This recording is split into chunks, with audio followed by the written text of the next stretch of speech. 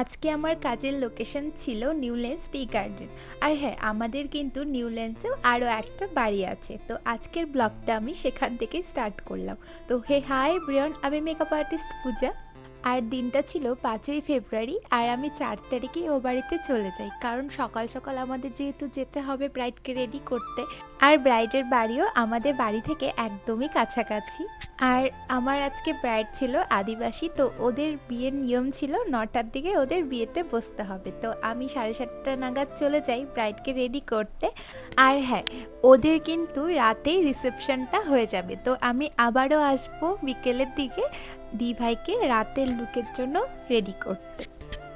জানো তো, আমাকে যে দাদাভাইটা বুক করেছিল, তো সে বলেই দিয়েছিল যে পূজা, তুমি সব জায়গায় যে প্রাইসগুলো নাও, এখানে কিন্তু তা নিলে হবে না, কারণ ওরা কোনো দিনও কোনো মেকআপ আর্টিস্টের কাছে সাজিয়েনি। বলতে গেলে এখানে কেউই সেরকম তাদের বিয়েতে কোনো মেকআপ আর্টিস্টকে দিয়ে সাজায় না।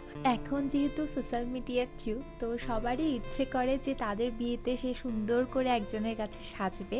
তো এই দিদিভাইয়েরও সেম ইচ্ছে হয়েছিল যে আমার কাছে সে সাজবে। তো আমি সেভাবেই তাকে আমার মনের মতন করে সাজিয়ে দিয়েছিলাম, যেটাতে তাকে সুন্দর লাগবে দেখতে। আর এই তো আমাদের ফাইনাল লুক কমপ্লিট। তোমরা অবশ্যই দেখে জানিও যে দিদিভাইকে কেমন লাগছিল বিয়ের লুকে। আর সবাই সেখানে বলছিল যে ওকে নাকি ঠাকুরের মতন লাগছে, মানে ওরা অনেক খুশি হচ্ছে, মানে অনেক মজা নিচ্ছিল যে এত সুন্দর হয় মেকআপ, মানে সামনাসামনি দেখে ওরা অনেক অবাক হয়ে যাচ্ছিল। তো আমারও অনেক ভালো লাগছিল যে দিদি ভাইয়েরও পছন্দ হয়েছিল লুকটা। আর আমি কিন্তু সেই দিন হেয়ারে প্লাস্টিকের রোজ লাগিয়েছিলাম, কারণ সেই দিন কোনো অরিজিনাল রোজ সেখানে পাওয়াই যাচ্ছিল না, কারণ কোনো সেরকম কোনো দোকানই ছিল না। তো এটাতেও অনেক ভালো লাগছিল দেখতে। আর এই তো আমরা বেরিয়ে পড়লাম, আর এই তো বিয়ের মণ্ডপ সাজানো হয়েছে। তো তার একটু পরেই বিয়েতে বসবে। তো তারপর আমরা এই তো হেঁটে হেঁটে বাড়িও চলে আসি, আর বাড়ি গিয়ে একটু খাওয়া দাওয়া করে চলে যাই আরেকটা বিয়েবাড়ির লোকেশনে, আর সেটাও ছিল একদমই পাশাপাশি। তো সেখানে আমার ছিল পার্টি লুকের বুকিং, আর সেখানে ছিল ছেলের বিয়ে, আর তারা যাবে হচ্ছে বরযাত্রী অনেকটা দূর। তো তার জন্য তারা আমার কাছে দুপুরবেলায় সাজবে বলেছিল, আর ওই ডেটটাতেই। তো আমারও যেহেতু ওই দিন ওখানেই থাকতে হতো, তো আমি মিডিলে এই পার্টি লুকগুলোর বুকিংটাও নিয়ে নিই। তো এই তো ফার্স্টে এই দিদি ভাইয়ের পার্টি লুকটা কমপ্লিট করি। আর এই লুকটা কেমন হয়েছে অবশ্যই কিন্তু জানিও, দি ভাইয়েরও অনেক পছন্দ হয়েছিল। আর তারপরেও তিনজনের কিন্তু পরপর ছিল শুধুমাত্র হেয়ার স্টাইল। তো হেয়ার স্টাইলগুলো কেমন লাগলো অবশ্যই কিন্তু জানিও। আর হ্যাঁ, তোমাদের এই ব্লগে জানিয়ে রাখি, আমাদের কিন্তু next basic to advance bridal master class start হচ্ছে এপ্রিলের ফার্স্ট উইক থেকে। তো তোমরা যারা যারা চাইছো আমাদের এই ক্লাসে জয়েন হতে, তো অবশ্যই স্ক্রিনে দেওয়া নাম্বারে কল বা হোয়াটসঅ্যাপ করে সমস্ত ডিটেলসটা জেনে তোমরা তোমাদের সিটটা বুক করে নিতে পারো।